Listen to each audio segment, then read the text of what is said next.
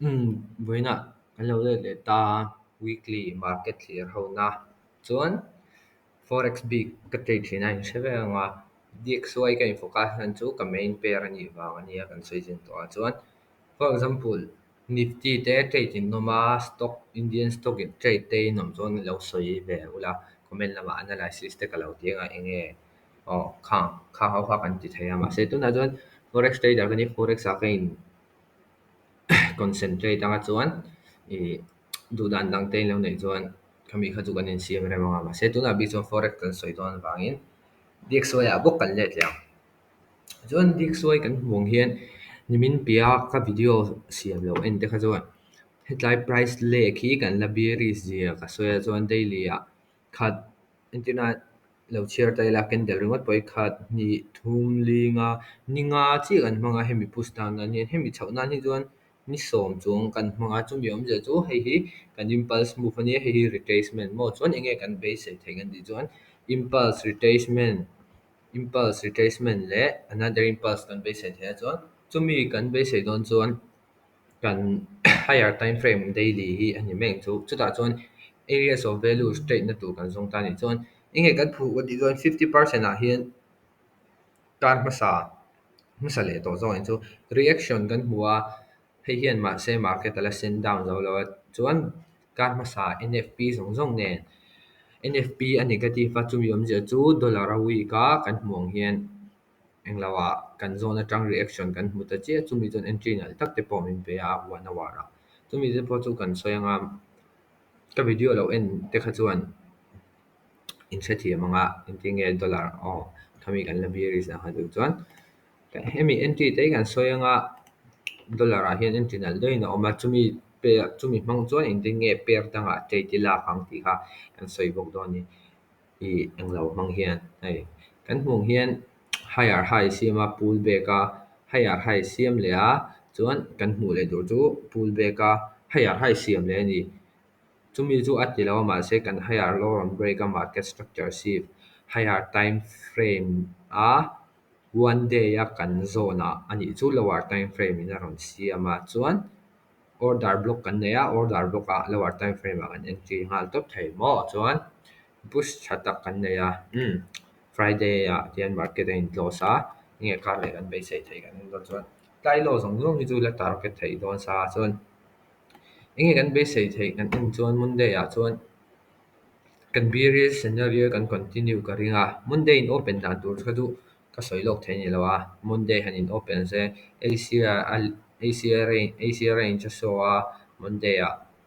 london in high sim chuan an le lo le thei ani lo bon monday a chuk le ngal char char thei mo ka khadu kan lower time frame a han entry te kan zong a tuna chuan daily kan bearish a lower time frame kan bearish to a bearish scenario ringot kan ngai tuanga a chho zong a hai zong a rong kal chu sell opportunity a kan ngai don ni chu chuan chu chu kar le kan eng lo dan tur nia chuan kar le kan a tei tom te kar le in rin ni lama video te kan ron siam lenga chuan tung kar kan tei thau kan in anga dik soi top top pi chu kan a tei thei lo kan sia chuan euro usd a pair a mo forex correlation chu kan soi to thawa chuan i ai ka trade lak ho le ka loss lak ho te kan in anga 1 hour chuan trade lak ho en mai kan soi lok tho to dxy kan hmuang thoin dxy kan hmuang thoin push kan nei a kan pull back a chuan heta kan order block atang kan riak a kan riak tha khop mai a enge kan be sei le thei kan ti chuan pull back another push mo euro usd chu kan bullish se lang tun thla chu bullish na chan sa oma a chan du fundamental a dollar in NFP a negative a nei awangin euro USD a bullish na chan sa oma chu man kan buy ngot tur tin an ni ni lo ma se khami khan fundamental in bullish scenario min back of an technical bullish scenario kan nei bok chuan buying opportunity thata kan nei thei tin ani mai mase a result chu probability sania a chuk le vek thei mo kha kha chu result probability sania kha kha kan share thiam ngai chuan 4 hour te entai la kar le kan nei nei thai dan torin 4 hour a mo kan la bearish dairy a kan bullish a 4 hour a kan bearish chumi chu daily bullish kha retracement a oma forward higher lower low lower high lower low cm zo lower high lower low chuan lower high taina break ta chia chumi omje chu forward a pawh kan align bullish to a omje chu monday a chuan mok monday ni lovin kar le chu bullish scenario kan be se le thei don tina mai ta euro us dollar a chuan chuan tungkar kan trade thau kan enang 15 minute thi en hal ta me la tungkar kan trade thau en don chuan monday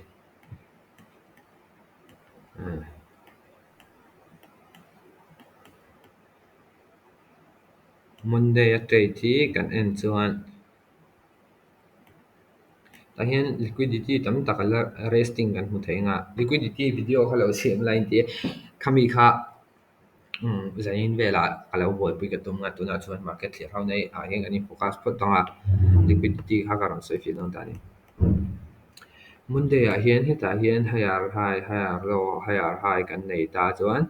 retracement kan nei a friday tang chuan sunday kan la retrace a sunday in open hi hei sunday indian time zone adon sunday la new york time zone a ka set top wang ani mi kha chu in chu tu lo ni ta se chuan ta kan order block kan hmu a 15 minute a kan order block kan respect a kan order block respect in enge min market structure shift min la pe nga lo entry line confirm lo a chuan kan pull back le a mo chuan kan pull back ha ta kan pull back a kan bearish don ni chuan higher low kan siam le tur ni chumi chu siam lo in higher on siam a tumi om je chu market structure shift bearish atang bullish a kan in shift in ania om je chu ta order block dang kan nei le a chumi chu entry timing kha poimo ka ti ta asian session te a entry lo sang sang kan tumanga om je chu new york a hian ka time zone in set ang hian in set ve top theya hei hi new york 4:30 ania chumi chu london session an ta london session le emo new york session a zel entry kan tum do ni euro usd te main pair te thau tan hen chu volume om tak tak lo asian session a chung kan hmunga hei asian session vek ania a trade thei lo tin na lam ani lo ama se high probability trade kan nei don chuan conclusion a kan hma chuan market structure shift kan ne chumi chuan tlai high a break a order block a ron le ta monday a hetlai high kan target a tlai high poi kan target thei ama se kan hmuang hian new york dar som in open a new york stock exchange in open a bearish scenario ron ne chuan monday chu kha ni deuh mai ta chuan tuesday hi kan en lenga tuesday kan en don chuan 4 hour a thil hmu tir zuai cheu ka ngai a than chu 15 minute ka trade a structure ka trade ma han 4 hour ka trade 4 hour a poimo lo tina ni lawa tunain kan hmunga 4 hour a kan la bearish a monday han ngate bullish trade kan ni chuan pullback ka hmu a pullback a entry a tlema pullback lian deuh ka be sei wang ani ma se chumi chumin pelawa tlai ha hi protect a chumin min hmu tir chu chuan tuesday monday nia tuesday a rawn open a tuesday a tlai low kan entry na low kha a rawn break a awm je chu hei tuesday a 4 hour big a kan en chuan high a siama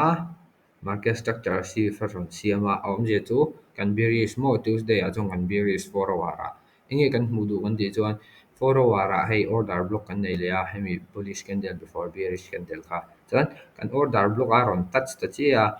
chuan chumi chu tuesday a 15 minute a in nge thlen kan enam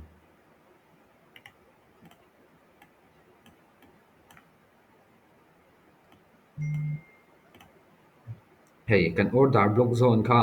hemi zone hi ta 4 hour an china kan touch ta chi ka dikha chu ta chuan chumi chunga chuan 15 minute order block kan touch vele a bearish reaction a ron dei hal ta ni chuan tuesday a chuan kan bearish ka tiang khan bearish scenario buk kha kanin focus na tur chun ta chuan tuesday a kan hmung hian hemi entry hi lower time frame 5 minute a khala chuan chu 15 minute ka hma kha chuan entry tha zawk ka nei 5 minute a entry tha zawk ka hmu bang ani 15 minute a pawh hei a break hnu a pawh ta pawh entry dang alo ma se whatever ha chu poimo ber lawa kan hmung hian ziak tho tho ang 5 minute a pawh entry lo 3 minute ani ka entry chu kan hmu a hei hi order block 4 hour a kan react na khania kan bearish chara bearish mo chuan target tur ta hian sell side liquidity tam lu tu ko awmani kan hmuang hian flat loss chu kan target tu chuan hetah hian London a in open ta chia London in open hian ta buy side liquidity la ron la chuan kan kan duh kha bearish ani ta bearish scenario buy side liquidity ala ka structure shift kan hmu chuan high probability trade mo chu share reng tu bearish scenario a buy side liquidity kan hmu hian tlai ta hian buy side liquidity kan la a 4 hour a kan bearish a lower time frame a buy side liquidity kan la a pawimawh lutuk tuna mi entry ka rawn sawi te 4 hour a kan bearish a lower time frame a buy side liquidity kan laka structure kan break in bearish zone a kan hmuang hian a bullish zone chuan a chawp pi em em maw structure a break tak tak theilo bullish candle lian deuh deuh pawh mahse structure clear break awm theilo heta a break dawn maw kan tia a break zo lo a rawn chuk ta chu chi chu liquidity chun ta ai fia zo in video dang a ka rawn sawi na chuan structure break kan nei a entry kan zawng mai tur ani chuan hemi ah hian point kan entry ngal theia chan chu liquidity swap kan hmua a law awangin mahse confirmation dang an nei le chu structure break kan nei a chuan 3 minute an in ka hria khang chuin lo en ve tawh mai nga Tuesday August 2 tah hian fair value gap vel kan nei a chuta tang chuan entry kan siam theia an entry chu tiang vel hian lo ni ta se high cover hemi high kan cover anga chuan in nge kan target kan ti chuan sell side liquidity veilama hetain flat loss dang an nei le a 3.5 risk to reward vel mo omji chu 3.5 risk to reward ti in hmunga khami omji kha toy ten soi fia tai la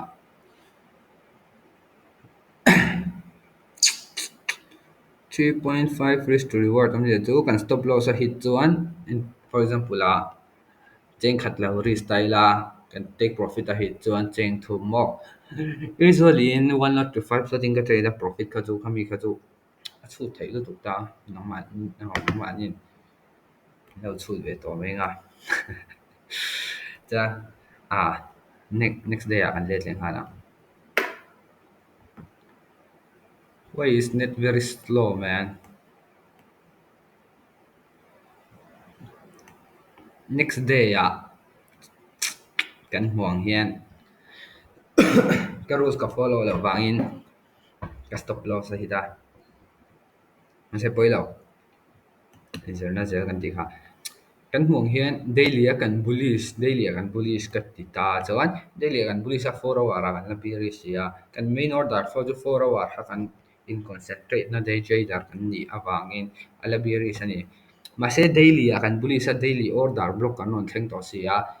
a bottom catch tum that lo nan ta hai tuna po heta reaction na nei hian bottom catch ka tuma tlai bullish candle ka hmu hian a pullback a hemi zone order block a in ka entry a ta chuan ka stop loss a hit ta chia se stop loss a hit nu hian market hi chho zawng tirin kan la hria tlai chho zawng lian deuh hi chu Friday news kan nei han ta Friday chu ka trade lo a chan chu Newsday chu trade lo tha no Newsday ti han NFP week especially NFP chan chu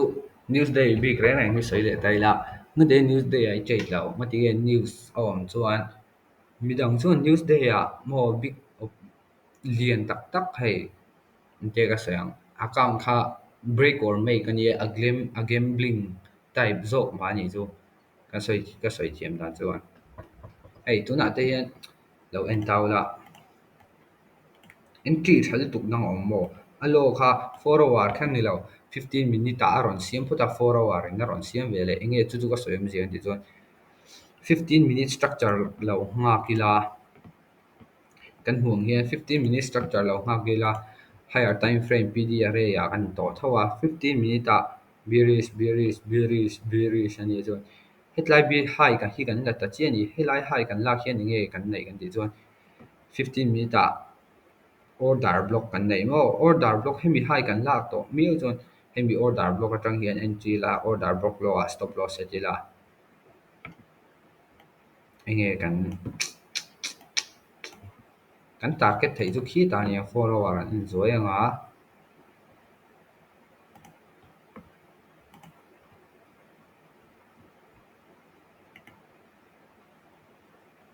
that is very muanging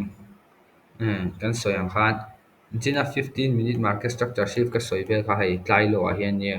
han ngai to taw la lo enter le chuan big push mo ma se poi lo a chuan i tuna kar le kan main focus tur chu kan soi tong khan 4 hour a market structure shift kan hua 15 minute mi ang tho khan ni every time frame represents the same mo adang lam lo shim shim engkim time frame in hian up provide in ang vek enge kan capitalize thiam na han chu keima ni thil ti le enge kan mi zia short term in the hisan kan siam zung zung thei em nge long term a decision siam kan ngai kan ti zir khan ani mai mo chuan kan hmuang hian forward ni ta muang lu tu ka video ran siam po phu ram la rui lo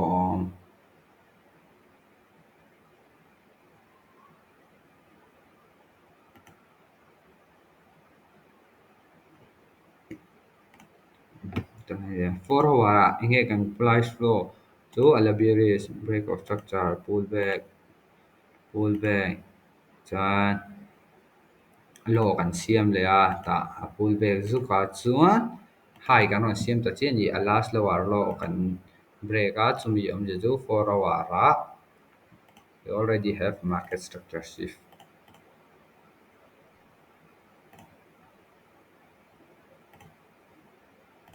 means we're bullish now so 4 hour a ka le monday a lo thlen thap se heng tin nge ka en tiang ti kan soi mai menga to te 4 hour a kan bullish a monday a aron pullback a 15 minute zo ko ni ka soi do no 4 hour a ka time frame chu long ma se 15 minute a ti hian lo om ta se 4 hour a chon ti hian om don lo a 15 minute b ka lo om ta se tian lo om ta se opportunities an te thei na to 15 minute a tian ron bearish ta ni a in open a chuan heng fair value gap hi kan hmunga heng ho ron feel a monday a london open emaw new york open a market structure shift tuna 4 hour a kan hmong tho hian 15 minute a kan hmu le ani chuan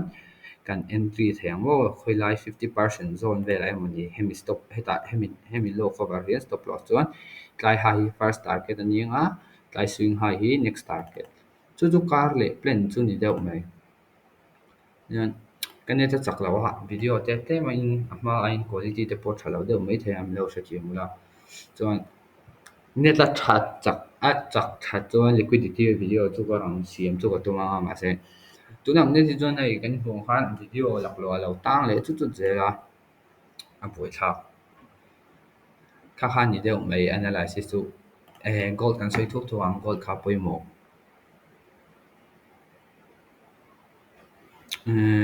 ha huna du rai je hatu na nga po second thum second level lek lek lo la peng bo han video ti rai du lu to a ni da kan video ai gold po i wang thon ya bullish scenario ma se for wara i wang in bullish na kan la nei la chuan gold chu a manipulative te flu tu ga gold hi chu dik ta ka sai chuan khoi zong zong e po hian a che thin a che vak vak thina chuan trade lo fin khura mas trade lo hi ma se kan thria dan angin dollar tu na index a bearish a gold po kan bearish tho tur ni chan chu per USD kan ti ha XA USD per USD chuan forward bearish kan hua ma he big candle kan hua lot of rejection chuan monday a example a monday a pullback lo lu tuk po ka ring to lo tin chuan a pullback nga bullish kan nei ngal mai chu ka ring a kha kha ani deuh mai kan scenario chu lomana DXY kha lo analyze ve ula mo chuan enge video du tang liquidity lo po ha lo soi la liquidity chu zana siam lo tum don ne